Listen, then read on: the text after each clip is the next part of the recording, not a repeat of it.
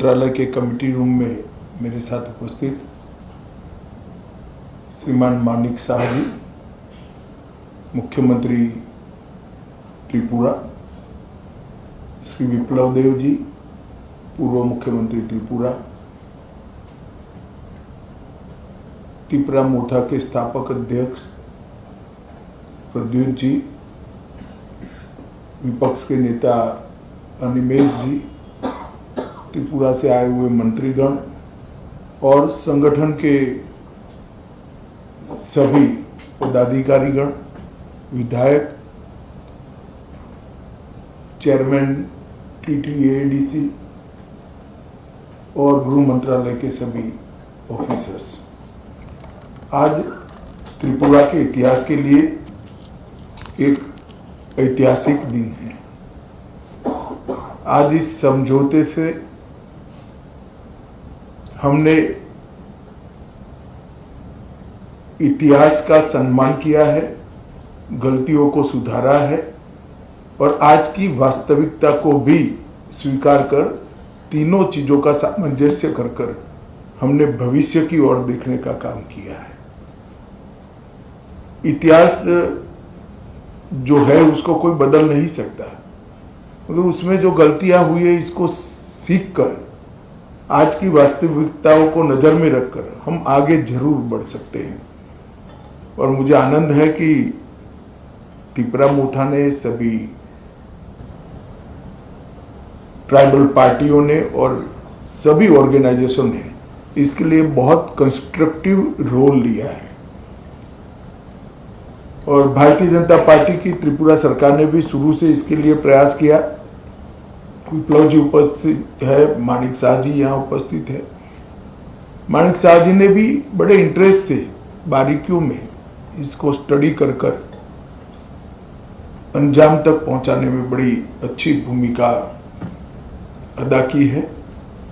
मुझे विश्वास है कि मोदी जी जो विकसित भारत का स्वप्न लेकर चले हैं, वो स्वप्न में त्रिपुरा भी अपने योगदान के लिए भी कटिबद्ध होगा और अपने हिस्से के लिए भी कटिबद्ध होगा।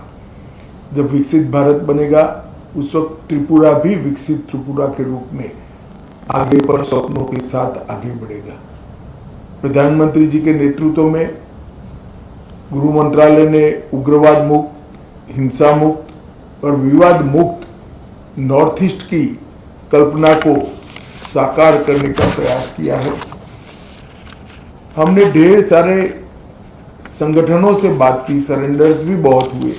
करीब करीब 10,000 लोग हथियार छोड़कर मेन स्ट्रीम में आए हैं और इसी के कारण आज नॉर्थ ईस्ट में विकास का एक माहौल बना है। ब्रू रियांग का समझौता हो या सीमाओं का समझौता हो, शुरुआत उसकी त्रिपुरा से ही हुई थी और ये टर्म में अब क्योंकि हम चुनाव में जा रहे हैं, अंतिम समझौता भी त्रिपुरा का हो रहा है।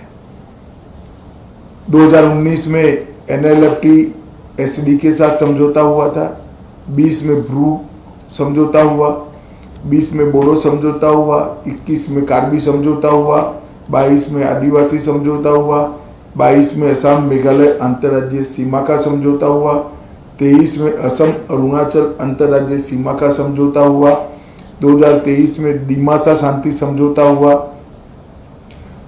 2023 में UNLF का समझौता हुआ और 2023 में ही उल्फा का समझौता हुआ और अब ये समझौता हो रहा है। तो कुल मिलाकर 11 अलग अलग प्रकार के सीमाओं से जुड़े हुए, अपनी पहचान से जुड़े हुए, अपनी संस्कृति और भाषा के लेकर संघर्ष करने वाले सभी के साथ सामंजस्य पूर्वक बात कर हमने संघर्ष को समाप्त करने की दिशा में काम किया है।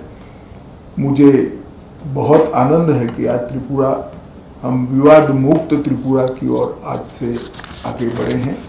मैं प्रद्युत देव जी को बहुत बहुत धन्यवाद करना चाहता हूं। भारत का इतिहास है, जब विभाजन की विभीषिका पूरा देश झेल रहा था, तब बांग्लादेश के सभी हिंदू परिवारों को शरण देने का काम आपके दादा ने किया था। महात्मा गांधी की अपील को उन्होंने सम्मान किया था, मगर बाद में कुछ ऐसी बातें हुई कि मतभेद भी हुए, थोड़े संघर्ष भी हुए।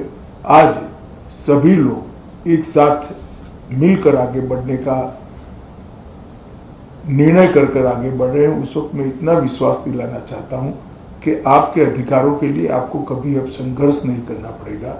भारत सरकार 2 कदम आगे उठकर सभी के अधिकारों की रक्षा करे, अधिकार की रक्षा हो, इस प्रकार का तंत्र विकसित करेगी। मैं फिर से सभी स्टेक होल्डर्स का बहुत बहुत धन्यवाद करता हूं।